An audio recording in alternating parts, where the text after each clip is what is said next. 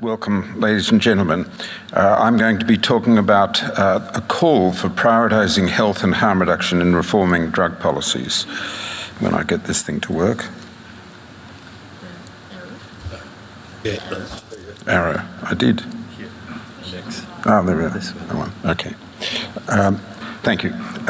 Now, there are 3 international drug treaties, as you've heard already, and these 3 treaties are operated through multiple United Nations agencies, a sort of alphabet soup.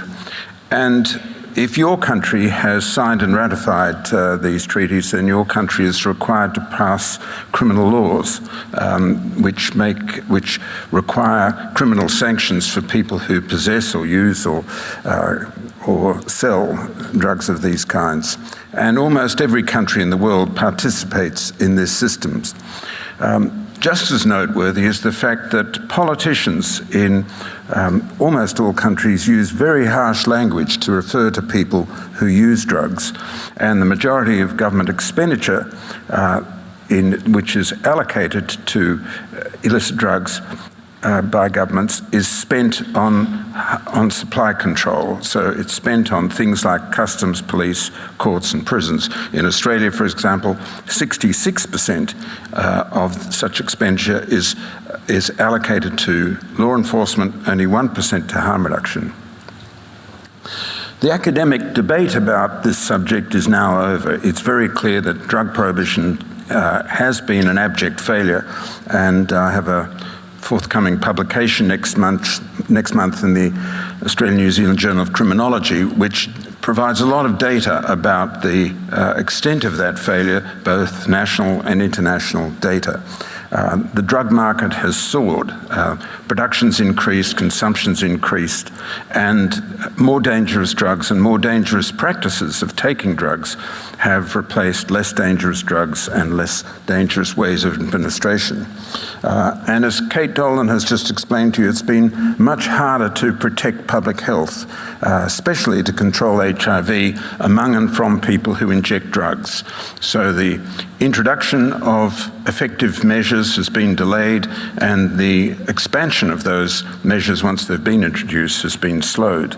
And as a consequence, we've seen increasing death, disease, crime, corruption, violence, threats to national security throughout the world.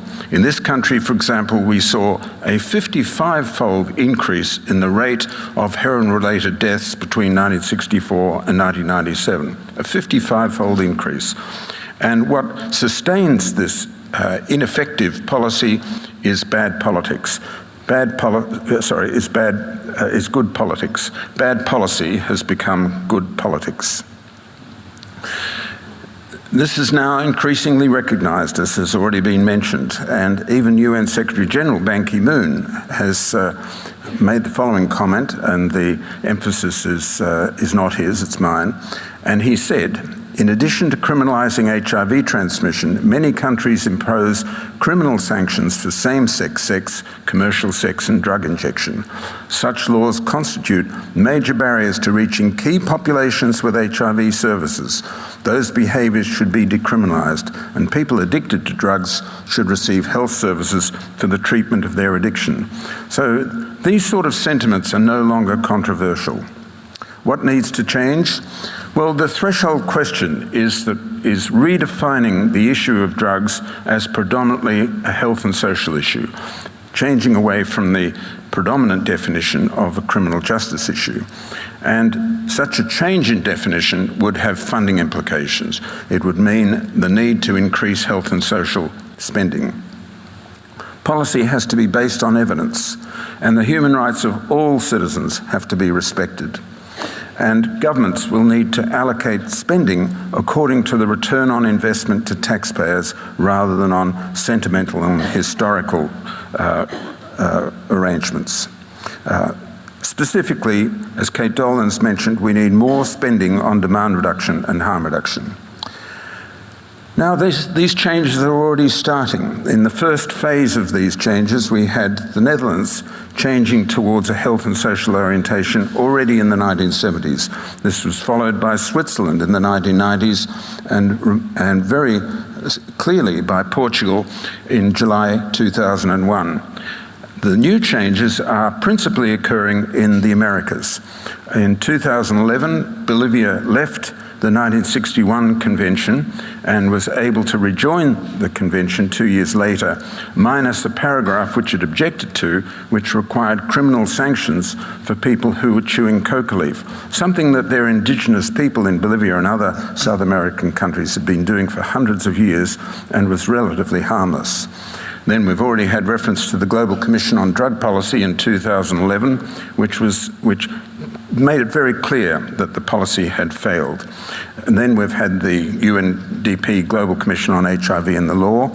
Since then, we've had the Summit of the Americas in 2012, followed by a report which they commissioned from the Organization of American States the next year.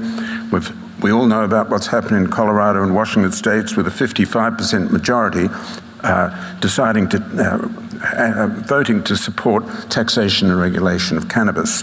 Then changes in Uruguay and the changes in New Zealand, which we'll hear about in a moment, and more recently, Jamaica decriminalised personal ganja. So harm reduction, initially marginalised, is now a mainstream global drug policy in the UN system, though still facing some opposition, and the evidence is now compelling. There's scientific debate over the harm reduction and over drug law reform is really over. The concept's well defined, there's a reference to it there, and the number of countries that are supporting harm reduction is increasing. But it's still too little too late, and harm reduction only receives 3% of the funding that's really needed, and the major stumbling block is drug prohibition. I'll leave it at that. Thank you very much.